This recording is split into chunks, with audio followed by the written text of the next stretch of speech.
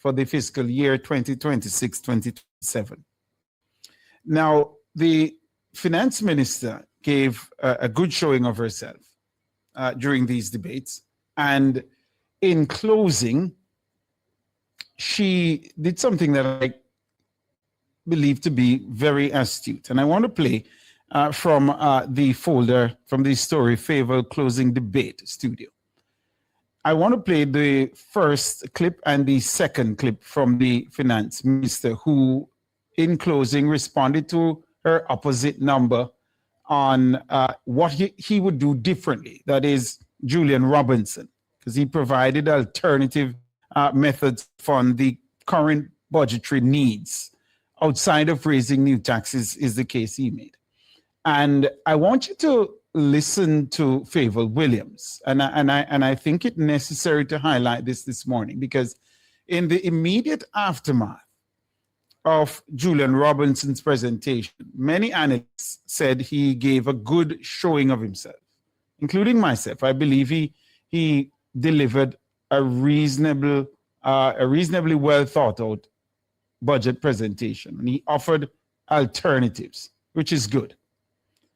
And I recall one spokesperson, one public commentator saying, look, or it might have been a captain of one of the industries saying, it is better this year from the opposition because they're not keeping their cards close to their chest and saying, we won't say what it is that we would do differently, because we don't want the JLP to run off with our plans and claim it as their own. And they attempted, and they must be given marks for that, they attempted to lay out a credible alternative.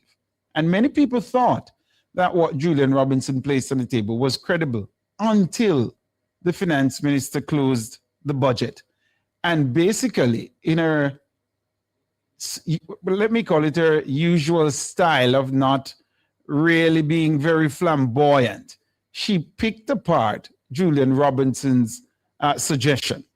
Now, the clip I want to play is in relation to, just to make the point, I'll only play one of the clips. It's the second clip in the wrap studio.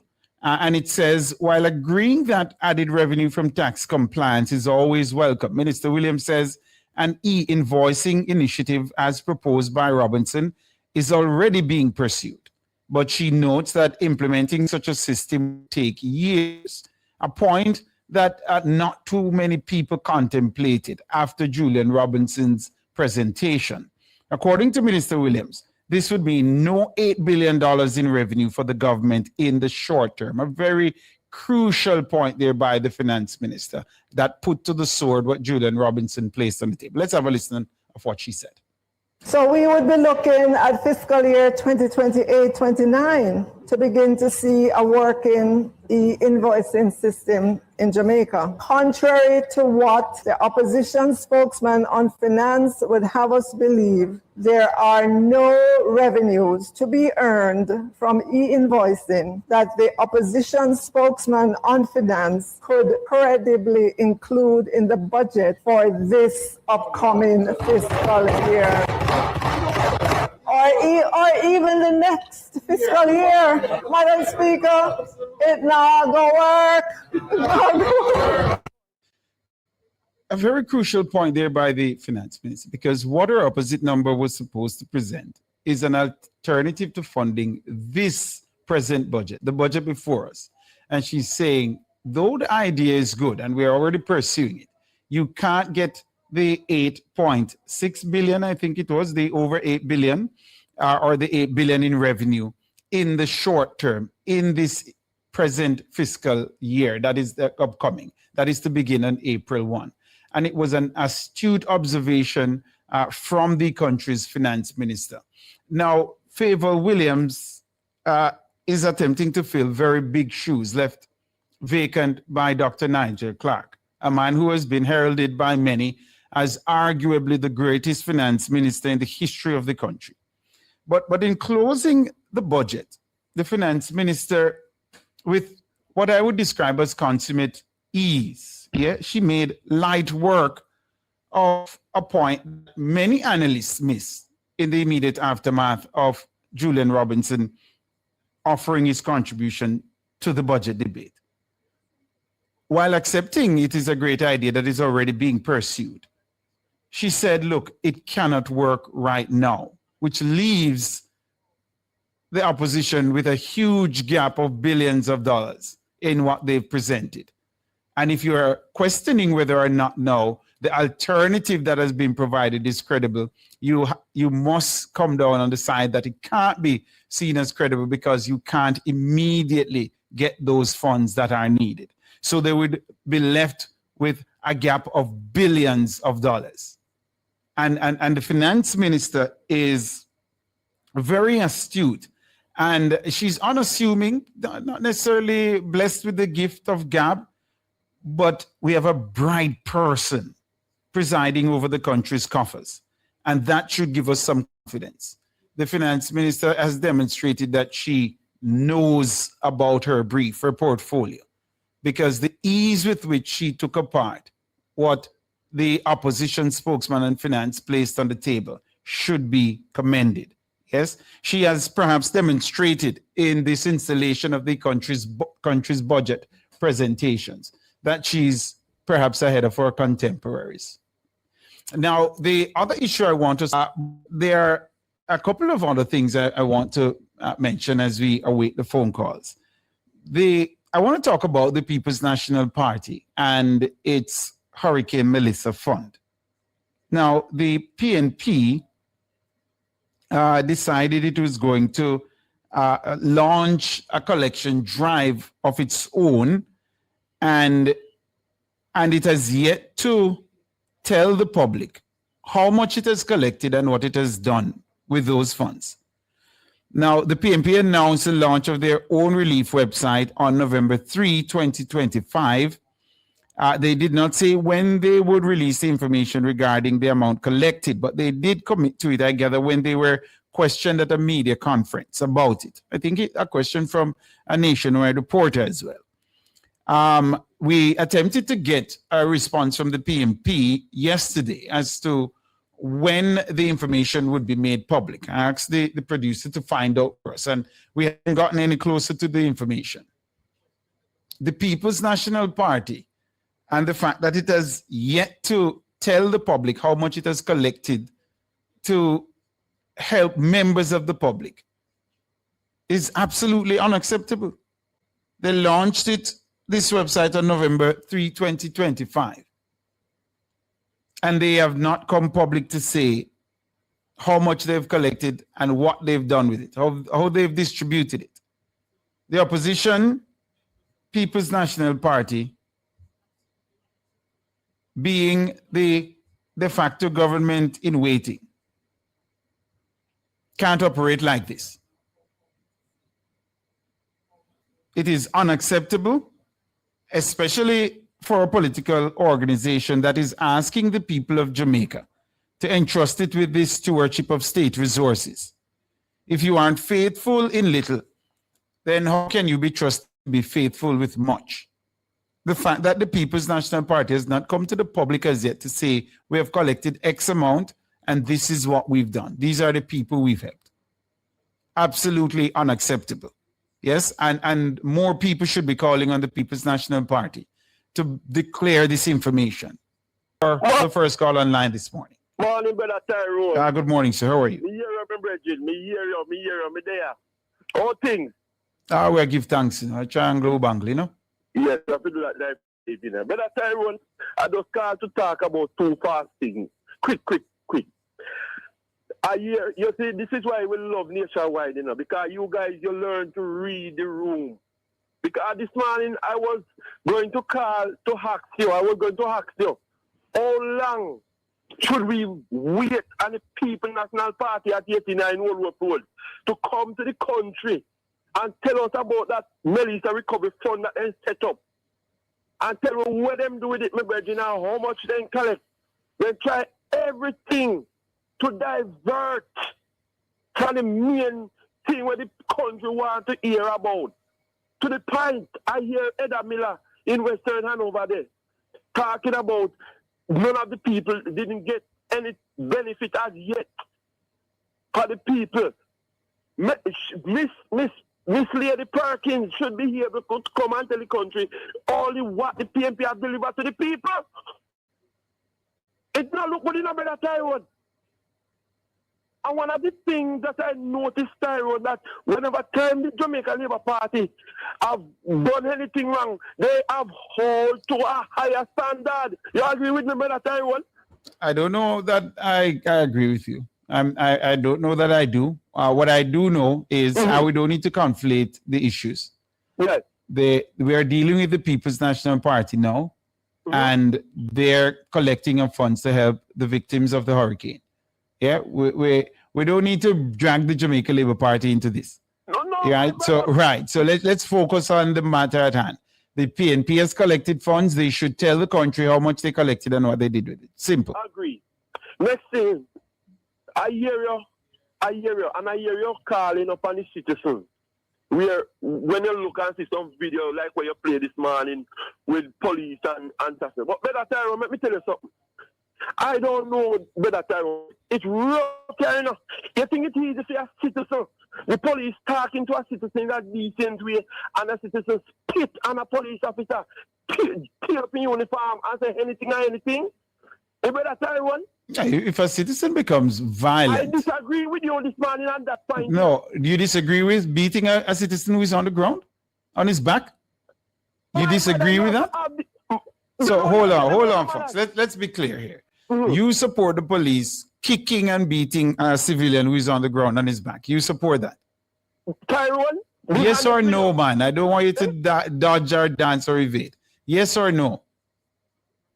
It's not a matter if I yes or no. All right, you can't answer then. No can't. Or you're choosing not to answer. We're choosing not to answer. Well, all right, then there's nothing I can do about that. Because, brother, what you are saying, you know, my brethren, we citizens out there then tell the police anything, they will fight. And if the police allow them, you will tell the police gonna shoot the same police. In such circumstances where that aggression becomes physical, the police have every right to protect themselves. When someone is on the ground, on their back, you subdue the individual, put the person in cuffs. You don't continue to kick and to beat. We have to have some kind of standard in this country now, because the next person it might happen to, God forbid, is you. I hear you know, my brethren. But you must ask, so how can you encourage the police to sue some of the citizens here who go about the way, brother Tyrone, to disrespect them in certain way, crab them in their face and cause them... You know, one of the problems we have so many killings in this country, disrespect is one of the reasons that cause a lot of conflict. You know, people perceive that disrespect is meant. And it's perhaps something that should be studied, you know. And how we react to disrespect in this country is mind-blowing, you know. Because we believe if somebody disrespects us, we have every right, one, to disrespect them in return, or two, to physically harm them. That is what we think. That is how we view disrespect in this country, you know. And I'm saying, especially the police, we need to find a way to navigate what we perceive to be disrespect. The police are trained. They should be more capable of controlling their emotions and de-escalating these situations. So that is my argument. The police must continue to play nice out there, brother Tyrone. All right, I can't. I'm not so certain what else to tell you. We'll have to leave it there, folks. We're out of time. We're going in Tyrone. Anglia Bangles Mascot. How things? Not bad at all. Tyrone, if me call never job last week Friday and Tuesday morning, I did unholding and each program finished with Tana and George. I didn't go to university. And I don't know how so much people couldn't pick up that what Julian Robinson came with was rubbish. Garbage. Because Tyrone, for what Julian said, the $8 billion needy moment when Mrs. Williams finished the budget speech. And all of those things would have to come through a procedure to set up that body to collect that revenue. So I don't know how so much people was talking at evening time and never picked up that. Anyhow, what I want to ask the Tyrone, what happened in the People's National Party? Where the buck stop? One would think with the president of the party. Thank you very much. So if them did set up something to collect money on behalf of the Jamaica people, not for the PNP, on behalf of the Jamaica people, and something seems to be happening, why Mr. Golin get a great opportunity 2 Tuesdays ago in the parliament to tell we what happened, how much spend, how much leave, how much people get, and whatever, and Mr. Golin says nothing about it. Want to carry down one next one. 3 years ago, to right up to September 3rd, all in last conference, we have a national arena. It was big on the newspaper this Sunday morning that Mr. Golin statutory declaration is clear and you can clear. What is happening to Mr. Golin statutory declaration? Those are questions need to be asking now. Are you suggesting that there are? Let me not ask you. Let me not. You're suggesting that we might be hearing reports soon that there's an issue with certifying the declarations? Tyrone, I'm going to ask you other questions. I will put in all these things. There was a gun left on the People's National Party Court Road, 89 Hope Road, on Thursday night to on Friday morning. Where is the investigation is now? There was, sorry, you're saying there's a gun that was found on the property? On the property on Thursday night. I'm the same call because you never hear me call you and tell you about it, you check it out and you find out that it was true. Yeah, I'm not remembering the incident. Right. I'm not remembering the incident. So you're saying we need to get an update on the matter. We need to get an update on all right, that. fair enough. The next one we need to get an update on also. There was a problem down at the KCC where the mayor said we are going, I think he did say we are going into an election, we have to top up the thing. And there was some investigation going on concerning the KCC. What is happening? Right now, me hear the PNP jump out the road right now. I ask about what the councillor Rosie Hamilton. So you don't think that should be investigated too? Both of them, I have no problem. Yeah, you think both of them should be investigated? Both of them should be investigated. Good man, Circle. Good man. Is a mayor, is a councillor pass those allegations against the member of parliament. But tell me something. Stick a pin because I had so many things to talk about. Did I not hear in one of those voice notes that is said to be that of the councillor Rosalie Hamilton that she's saying she is living and working overseas? Yeah, she's overseas. She works and live overseas. But isn't she a sitting councillor? Yeah, she's a sitting councillor. So how is she representing the people who voted for her? She's not a citizen, is what my producer tells me, but she's working and living overseas now. Tyrone, me know the next question we are going to ask now, but no, I'm correct. That is what we've gathered so far. Yes. So how is it that a city councillor can live and work overseas? Tyrone, me can't answer you that one day. No, but somebody needs to get in touch with Councillor Hamilton and ask her that. What does the law say, Nora? No, look, I'm telling you that we don't take representation seriously in this country because how is that possible? And Tyrone is not Miss Rosie Hamilton alone. A lot of councillors live overseas. And I think the law requires that you must be domiciled in the division. Isn't that what the law requires? I think so. For you to be elected? A lot of councillors live overseas. That's something that we need to look into as well. So, a box stop with Mr. Golin concerning the relief where he put up a body in statutory declaration. The gun that was fired. No, hold on, man. You don't have any evidence about the statutory declaration. Let's await any reports on the latest filings. Yeah. Okay. You don't have it yet. You don't have anything. We haven't heard it yet.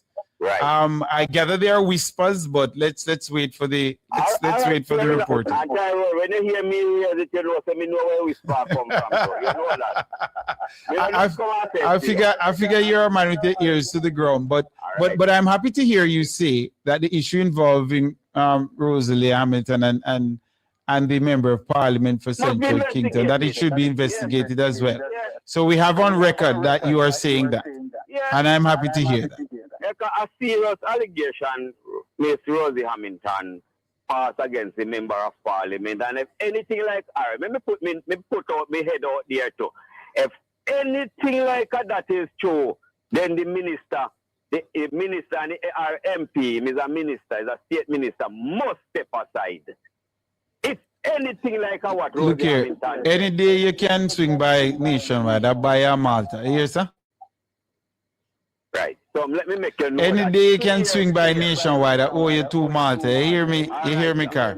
Yes. All right, sir. Tyrone, we can't ball for integrity, and that's why Tyrone. Absolutely.